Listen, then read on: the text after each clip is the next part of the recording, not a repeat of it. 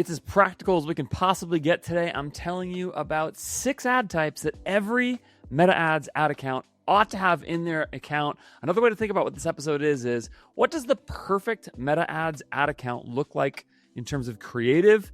There's 6 types of ads that I think there's a place for in every ad account. Probably doesn't cover every type of ad you should have, but a bunch that work consistently. If you're building your ad account, 7-8 figure brand, trying to keep growing, make sure these are in there. They work.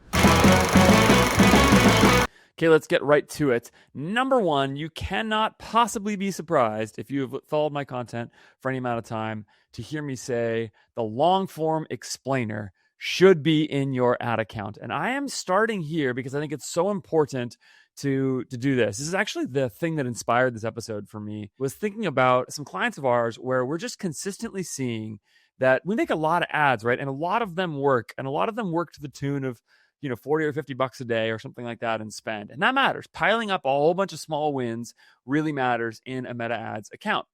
But the thing that I am really struck by at the same time is how many of our ad accounts at the same time have a mega smash hit winner that is ultimately a long form explainer. I've been talking about this ad format for a very long time, but I'm really thinking here of the classic direct response ad where you are just going through all of the features and benefits of a product, everything about why it's good. The most extreme version of the long form explainer is the VSL, the 60-minute long plus just insane supplement type ad or info product ad or whatever it is, where it just goes on and on and on and on and on. And so I'm going to give you an example of this, by the way, in a little bit. And throughout this episode, I'm going to give a few examples visually of what the kinds of ads that I'm thinking of are, where I think it's helpful. If you're listening to this and you're not watching it, and you are worried that you're not going to be able to follow what I'm saying, don't worry about it. I'm going to be able to explain, I think, a lot of these in a way that will make sense to you, okay? So in any case, what I want you to think about, though, is this long-form explainer as a starting point. And what I really have in mind here is an ad that goes through all of the features and benefits of a product, everything that a customer might possibly need to know or want to know that will help them understand what it is that they should be buying and why they should be buying it. And by doing that, once you draw some attention to the ad with some kind of a basic hook, and of course that always matters, right? Having something in the beginning of an ad that draws attention. Once you do that, this ad will feel boring to so many people who view the ad. Like if you show this ad to your friends who don't care about your products, but they're interested in your brand or whatever, they're going to go, why would somebody watch an ad for this long? And it is so important to remember that most people will not. But of course, most people don't click on your ad. The vast majority of people don't view your ad, don't click on your ad, whatever. They don't stop on your ad. They don't do anything with it. But for that subset of customers who cares about your product and your ad, the long form explainer is unparalleled in getting them all the information they need to make a purchase decision fast. And that's why I think we see so often that these ads really dominate ad accounts. That's why we really invest in making these as excellently as possible. Okay. So let me tell you a little more of what I mean by the long form explainer. I've actually done some full episodes on this in the past. You can go kind of look around for, I think long form explainer should be in the title, or you could find some content, around the best ad type that we run or something like that, right? Just do some searching around, you'll find it. And by the way, while I'm at it, you should subscribe wherever you're watching or listening. Don't forget to do that. And anywhere you want to, you should also comment, ask questions. If the example isn't clear enough, something like that, put that in the comments. Let me know what you think. I'd also love to hear your ad types that are working, that you believe in. If there's anything that sort of makes sense for you, go ahead and add those in as well. I would just love your input on that. I would read every comment that everybody posts on my YouTube channel and on my pod feeds. So definitely put some comments there. I'll interact with them. So, okay, long form explainer. What I mean here is first, let's talk about the word long form first. We can just kind of break this down. By long form, what I have in mind is not necessarily any particular length of ad, but what I really mean by that word is don't worry about being short and quick. That's really what I mean. If your product can be explained with sort of every key detail in 1 minute, then that's long enough. That's okay. If it requires 5 or even 10 minutes of explanation to get to every detail, that's okay too. The point of the word long form here is just that so much of advertising wisdom for so long, particularly on social, has been keep it short. Nobody has an attention span. Get right to it. 30 to 15 seconds. I don't hear people say that as much as they used to. I think everybody kind of knows now that that's not what you need. But there's still a lot of that kind of sort of idea in mind. And people are sort of anxious and nervous about the idea that they're going to lose attention. And maybe rightly so. But in my opinion, that's a really overblown concern.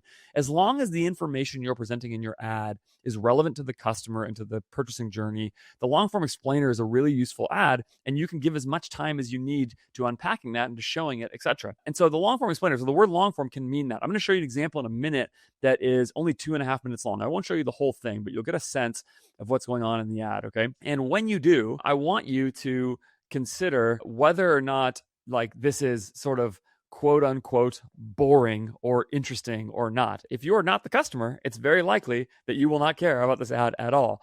But I have good reason to think from a public Facebook ad library and from knowing the founder in this brand that it's probably working really, really well. Okay. And so let's do that and talk about this will help us illustrate the idea of the explainer. And that is an ad from my friends at Modern Fuel, Matt Slikas' brand, who I just talked to recently on this podcast. And he was talking about the impact that more content that is like this has had on their brand. So I'm going to show this ad now just for a minute. Let's see. Here we go. This is a $200 solid titanium pencil. Sure, we could make a much cheaper pencil, but we wanted to make something flawless, machined out of a solid block of titanium and hand polished to perfection. Hi, I'm Matt from Modern Fuel. We firmly believe that some things in life are meant to be purchased once and used forever. That's why we've custom designed a mechanical pencil that's built to last a lifetime, designed with a minimalist aesthetic and crafted by some of the finest in the business. And it's made right here in the US. Our clip pencil starts with a sleek, minimalist exterior, but don't let that fool you. The exterior is made of two major parts. What you could see, and I'm not going to show the whole thing, but what you immediately gather from this ad, okay, is that it's going to go through for the next 2.5 minutes, which is about how long it is, all of the details of this product, okay? It's going to show you all of them, and it's going to walk through, here's how it's made, here's everything that matters about all the construction, and it's a pencil. It's advertising a pencil, okay? It's a Modern Fuel pencil. And now I've seen that ad. I have seen this same format. Just here's what the product is.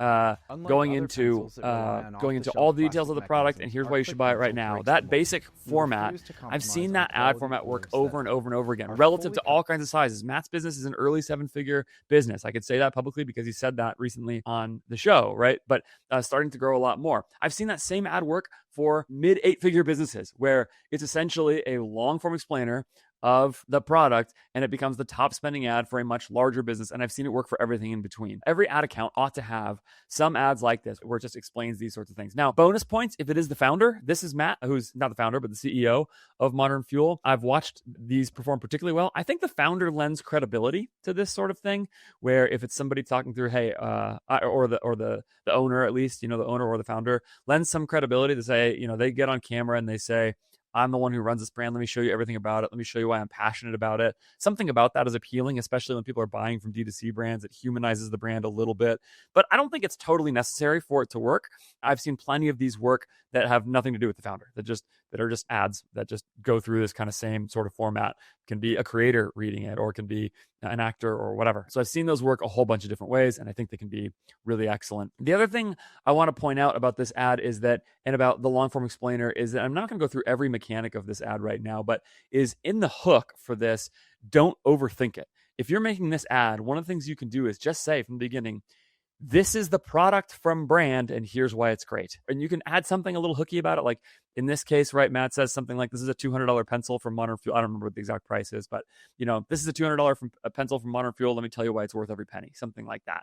Still really direct about what the product is, but there is some subset of customers all the time who is interested in your product. And so the product is the hook. They're the kind of people who are interested in drastically over-designed, artistically designed, over-mechanized mechanical pencils, right? There is a subset of people who are just interested in that, and so they're going to stop on that ad, right? And the remarkable thing about this format is I've seen it work across nearly every category, okay? And what Matt does here is part of the reason why. He goes through and explains everything about the pencil, about why it is interesting and why it is cool, and all of these design elements. And I actually love this if you are the owner of a brand, because you are often making a million decisions about your product and about your brand that you care about, right? And so you're going and saying like, I designed the product to be just like this. And I was thoughtful about how a customer puts it on or uses it or takes it or whatever. And I formulated it in just these particular ways. All I'm really saying here is in the explainer format, don't hesitate to tell people. Tell them all those details. Give them all that information, because if you've bent over backwards to give somebody a great product, show them why it's great.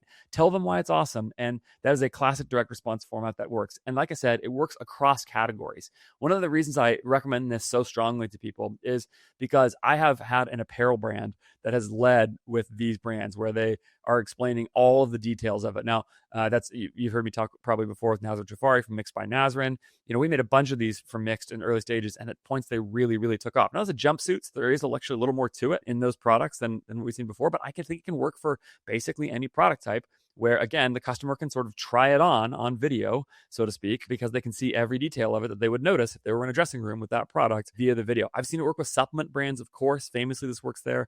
Modern Fuel, where it's just sort of a regular consumer good in some way, and so on. So think about for your brand, how can you do this? I've got a brand that I'm going to start working with soon that is launching from the ground up from day one. We are making sure we are getting video footage of the product in use so that we can make this ad from day one right away.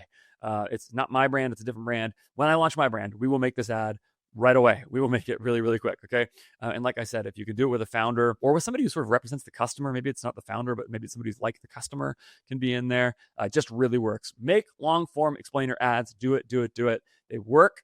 They're important to have in your ad account. They often really smash. Don't overthink it. Be direct. Give people the information they need. Validate it. Give them some kind of a guarantee. Give them some kind of an offer. And boom, you've got an ad that works.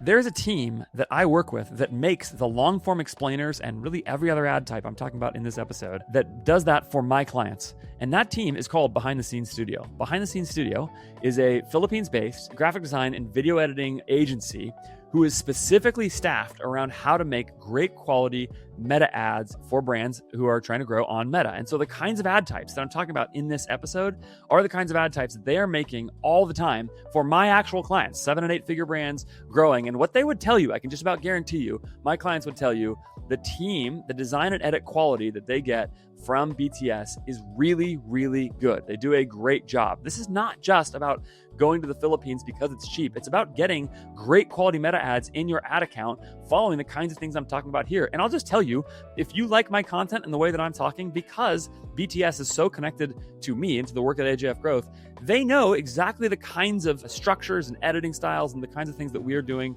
all the time when I am referencing these ad types. They work with and live within these ad types all the time. We're constantly adding as a team to what's working across our accounts, passing that along to the rest of their team, so you can get access to some of that for your account too. If you're a growing e-commerce brand, you need to extend and expand your design and editing resources for your ad account. You should get on the phone with Behind the Scenes Studio. Go to btsstudio.co. The link is in the show notes. btsstudio.co. Get on a call with them and see if they can help staff your team as well. They're really good. I love them. They're getting better all the time, just like we are, and probably just like you are too. And you should consider working with them as well. btsstudio.co. Ad type number 2. Not even going to show an example of this one because it is so obvious, and yet still people miss this. This is the classic designed still image. Okay, number 2. The classic design still image. You know what I mean by this? I am basically talking about banner ads. And the reason I say this is that it's so easy to overthink so many things about meta ads, but there is just a place, and there always will be a place, I think, for well-made images showing the product that have a clear headline and clear value propositions and that are thoughtfully organized and thoughtfully arranged and designed, okay? They show the product that looks good. They feature good photography. There's all kinds of things you could do here. Obviously, people are using AI now to make these at massive scale. I don't think in most cases this is going to be your home run ad. I've seen it, but in most cases, I don't see that. But there is a place, especially if one of the things in your ad account is that you have a broader SKU set and you just need to cover more products. This is a really good way to do this quickly, okay? What I mean is, let's say you have a hero product of some kind, but you also have 10 other products that in some way sell something, and each of them represents 5% of your total sales or something like that. 4 to 5, let's call it 3 to 5%. So the total value of those 10 products to your brand ends up being 25 to 40% of your sales or something, even though your hero product is 50 to 60%, okay? There's a lot of brands like that. And if that's the case, one of the things you can do is you can just go and make designed still image ads, simple stills, to sort of cover those products, to make it so there's something in the ad account promoting that, and you're getting $50 out a day on products that otherwise you wouldn't be getting, $100 out a day on products you otherwise wouldn't be able to sell very well. Go do that. Go make a bunch of those. Do it over time. Make them well designed. Make them look good. Make them represent your brand well. Make them something you're proud of to put in front of people. They feel really good. And there just is a place for that. And again, I have at times seen brands do this really well. Here's a little sneaky bonus with this. This is where I think, especially for some categories, beautiful photography can make a really big difference. If your brand needs to convey premiumness in some way or another, this is where I would suggest that you actually spend the money at some point to have a good shoot. Now, spend the money, quote unquote, is something I'm going to come back to repeatedly in this episode, and it's a relative term. You shouldn't put a $50,000 shoot together. That is very possible to do. A $50,000 shoot together if you are sub $1 million in revenue. That is a bad use of your money. But you should be willing at some point possibly to go to $5,000 to get good quality assets if that is the kind of thing that is going to present your brand in the right light. Let's say it has an aesthetic element to your brand. If I was running Modern Fuel, for example, it's a good example of a product where you're charging a couple $100 for a pencil. The photography needs to be excellent and beautiful, and I would invest in some good quality assets early on because they're worth having. And as much as AI can do a great job with these things, you're going to hamstring your designers and your video editors if you only are making them rely on that all the time, at least at this point, in my opinion. Or it's going to take you so much time and so many tokens to develop these things that you're actually not going to save any money or time by creating those AI assets very often. Okay. Now, that may be changing by the time I press publish on this episode, or maybe I'm just not a good enough, power user of AI. But I think there's a real place for these. And again, I've seen brands get into the mid 7 figures, let's call it, where they are really driven by some of these kinds of ads in particular, where these kinds of ads are making up a large percentage of the spend. Just beautiful photography, simple design, clear design, good quality design, making ads that work and that look good and that the brand is proud of, etc. Make them. They belong in your ad account. There's a place for them. Be smart about it. Number 3, the text-only still image ads. This is the other way from the design still. If the design still and the long-form explainer require you to pick up a camera and shoot and get good quality assets, the beauty of the text-only still image ad is that it works awesome, and it can work at really significant scale while being insanely fast and easy to make. And that is what I love about it. So let me show you. Let me show you an example of what I have in mind here, okay? Again, I'm going to explain this to people so that if you are not watching, you still have the ability to see what I'm talking about here. All right, here it is. Now, this is a little blurry because I screenshotted this a long time ago on my phone, and it doesn't look that good, but you're going to get the idea anyway. This is an ad where it is an all-black background with white text on black. I think that's a purposeful decision in design, by the way, here, because a lot of people are viewing their Instagram feeds on dark mode, and so this sort of fits into that really, really well. There's only kind of, it's all text. It's just a black background, white text. It's the only thing. This is run through Baker Mayfield's accounts. This is a whitelisting partnership ad, and this, by the way, is like a sort of a cheat for these. If you want to do it, it's a good way to do it. So it doesn't have to be whitelisted. I've seen plenty of these work without being whitelisted very often, but it's also a good idea to try whitelisting these. Almost everything has some whitelisting application. So I'm just going to assume along the way that you're running partnership ads at some point and that you're using those in the right places with different creators and influencers. And I'm going to come back to creator and influencer in a little bit. But this ad type, you should go make this. It has a simple headline in bold and then a long block of copy. I'm going to read some of it for you in case you can't see it very well, and also so that somebody listening can see what it says. So it's sponsored post, Baker Mayfield's feed, and it says, here's the headline: an important note for my fellow athletes. Great headline. An important note for my fellow athletes. And I look up and I see that it's Baker Mayfield. That's cool. Okay. And then here comes the copy. I used to burn the candle at both ends, thinking less sleep made me tougher, but it only made me slower, unfocused, and perpetually groggy on the field. My performance suffered, and I knew I needed a change. That's when I discovered Beam Dream. Quality sleep isn't a luxury. It's my number one recovery tool. The science-backed mix of magnesium, reishi, L-theanine, and so on. Okay. And so that's what the copy is. There is no picture of this product on this ad. Okay. It's just It's just the copy. But again, this can make it tricky at times to use this ad type for some brands, because some brands just really need visuals. But this is where you can get creative with it and try and make that. And I've seen this again work for a lot, again, supplement brands especially, where there's a lot of explaining of the product and the value proposition and what it's going to do for you. That really helps. And you don't really need to see the product as much for that to matter. But also just factor in the idea that maybe people need to see the product. Use that in the text. Say, you've got to see how beautiful it is. It's amazing. Click the link to go look. It can be a little intrigue, actually. So use the text only still. There's a lot of ways to do this. I like this arrangement in this one a lot, where there's a clear headline, but you can actually do this a whole bunch of different ways, okay? You can do it with a clear headline. You can fill up the screen with text in other ways. Something about an image feed that gets taken over by an all text screen is just sort of inherently engaging, I think. And this is why you see people post stuff like this a lot organically as well. The idea of Instagram is it's all images, but this pops up in your feed and it stands out because it's all text. And so it sort of grabs some attention. And then that headline in particular will grab some attention. An important note for my fellow athletes: feels approachable from Baker Mayfield in this case. And if you don't know, he's a quarterback in the NFL. It feels sort of interesting. It's like, oh, what is Baker talking about? I don't know. And then you go and you start reading about it. It turns out it's an ad. Okay. But I think it's really clever as a way to grab attention and to also bring some knowledge to a product. You can use a lot of words here, which helps explain certain details of a product. There's just probably a place for this. Think about this for your brand and how it can fit. If you are thinking carefully about how to grow an e-commerce brand profitably, if you are trying to be an excellent operator who's financially sophisticated, thinking well about how to drive great experiences for your customers and great value for your brand, what are you doing if you're still not using INTELLIGEMS to handle your on-site split testing? INTELLIGEMS is split testing way beyond the basics. That's because it's not just simple CRO. It's not just simple abilities to change, copy tests and image tests and that kind of thing. INTELLIGEMS is built to help you test the things that really move the needle across your Shopify store. That includes things like full theme split tests if you're trying to launch a whole new website. That means the free shipping threshold, the amount you're charging for shipping, actually checkout upsells you can add now, actually run tests on those specifically. And things even like price and your first order discount. For example, if you are offering your customers 10% off, if they're a new customer, like many brands do, you could really easily test, should I do 10%? Should I do 20%? Should I do a stacked discount? Should I do no offer or at all? Like, what should you be doing? Those are all testable with INTELLIGEMS. And those are the things that really move the needle. The offer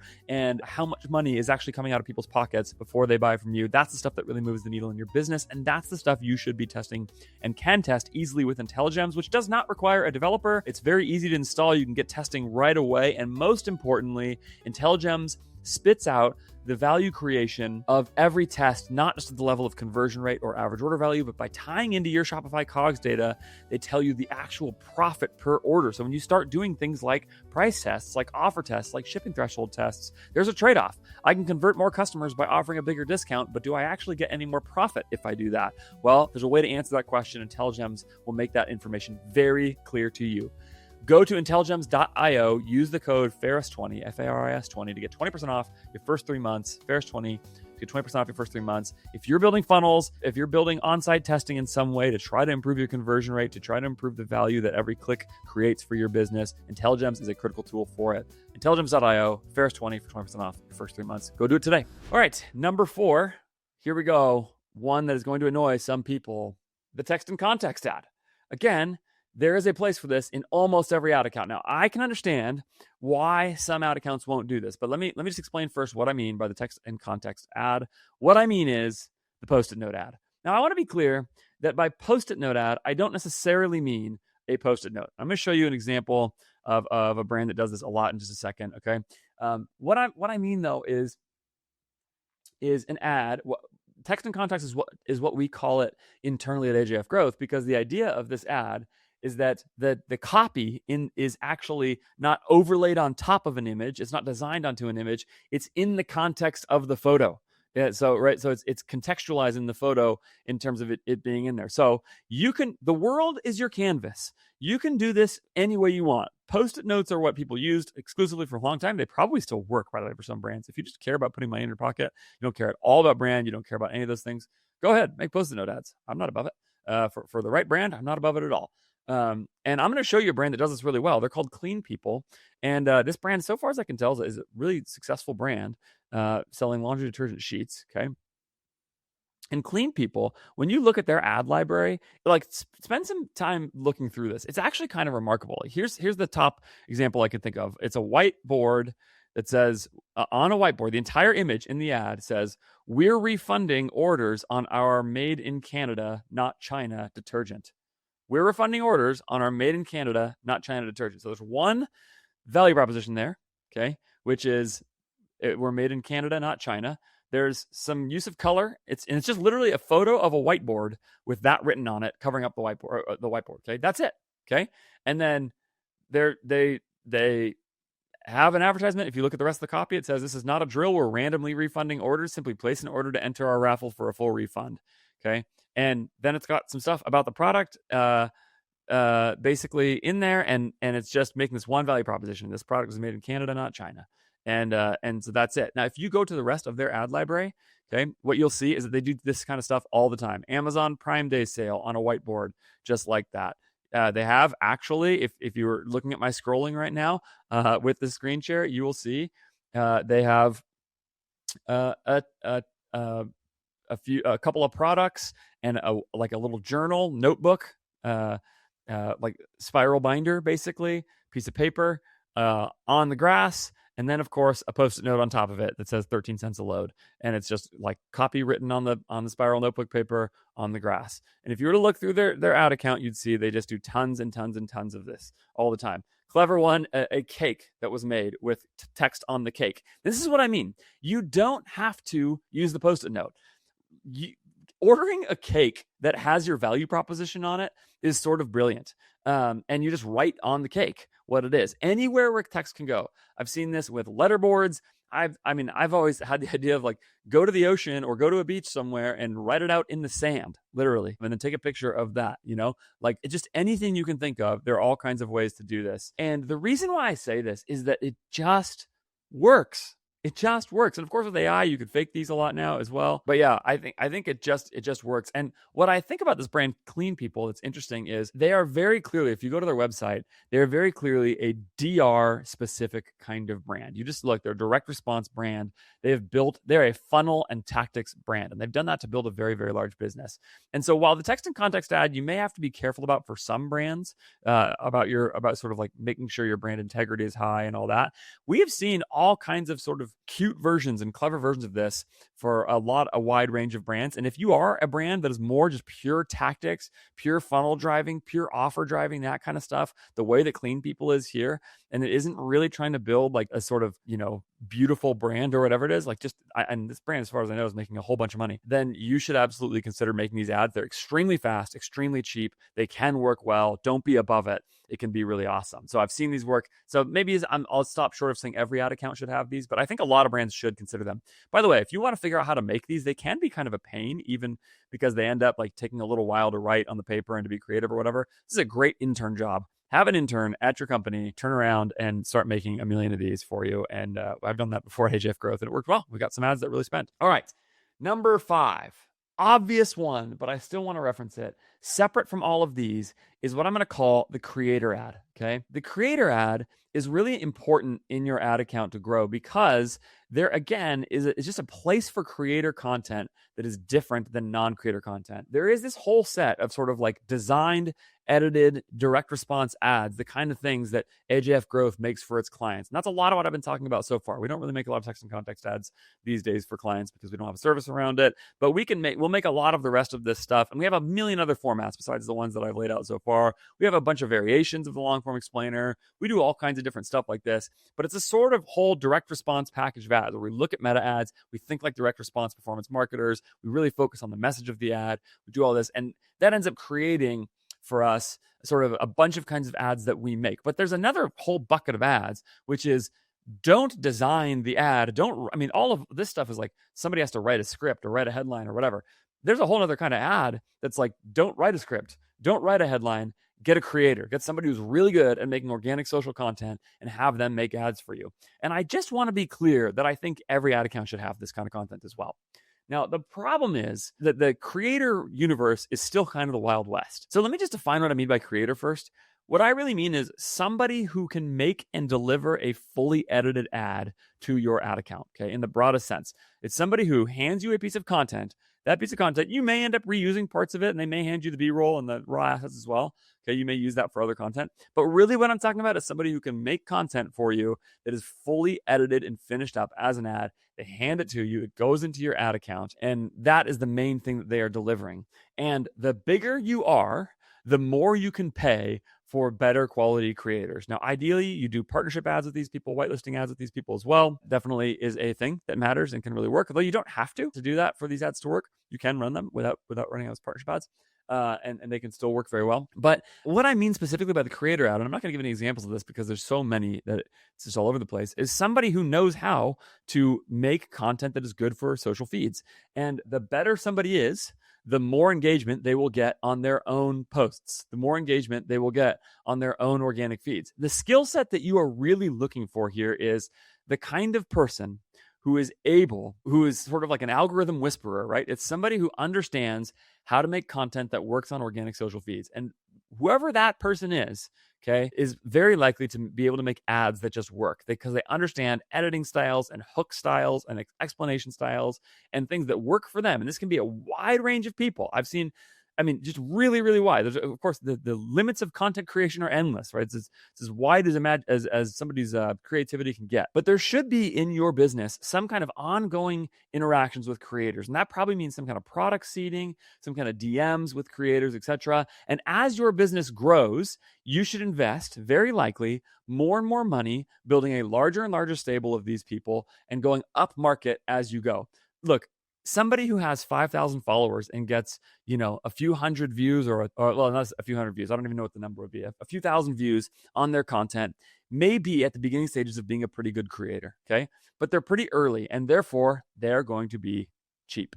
Okay. So because of that person, because they're going to be cheap, is going to be a good place to start when you're in the early stage of business. You don't need them to make the greatest ad in the history of the world that's going to propel you to endless wealth.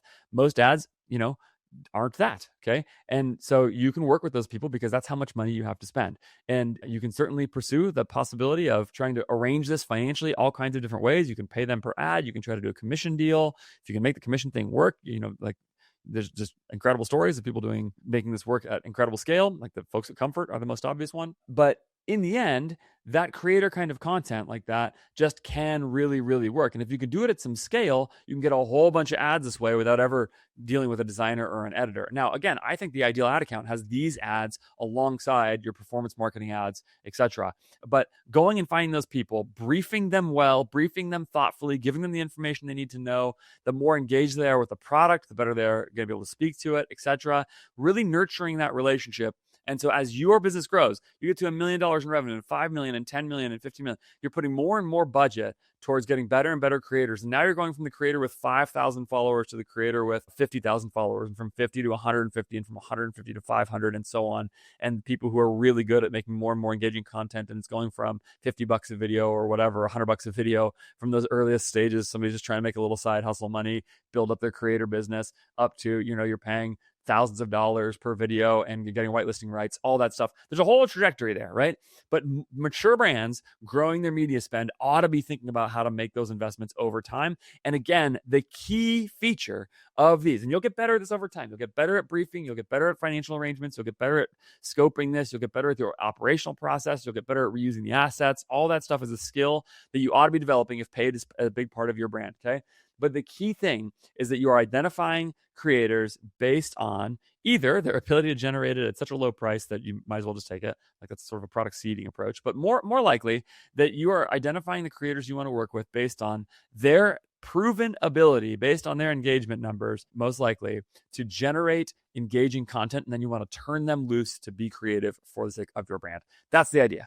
The more you can do that, the better. There's a place for that in your ad account, and you should be building that muscle all along the way as you grow. There are agencies that can do this for you and with you, or you can build it internally. So you can do this. It's operationally just a huge amount of work, and so that's the challenge with it. There's assets flying all over the place. There's Google Drive folders all over the place. There's whitelisting relationships to set up. It's really operationally busy, and so again, it takes time to get better at this over time. But you build that sort of creator supply chain like that, where you get better and better at every part of that process. You figure out how to brief better, all those things can be really good. When my brand starts, my plan is to start building this process from as early of a stage as possible and piece it together little by little so that we can have those relationships with people we like and think do a great job, pay them more and more over time, pay them fairly, and build that as one part of the ad account. All right, lastly, number 6, influencer.